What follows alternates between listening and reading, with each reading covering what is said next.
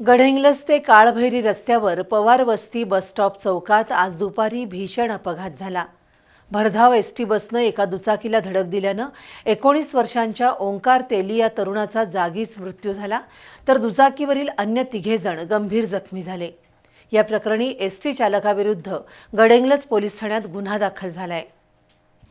गडिंग्लज तालुक्यातील काळभैरी रोडवरील पवार वस्ती बसस्टॉप चौकात आज दुपारी 1:30 वाजण्याच्या सुमारास भरधाव एसटी बसनं दुचाकीला धडक दिली।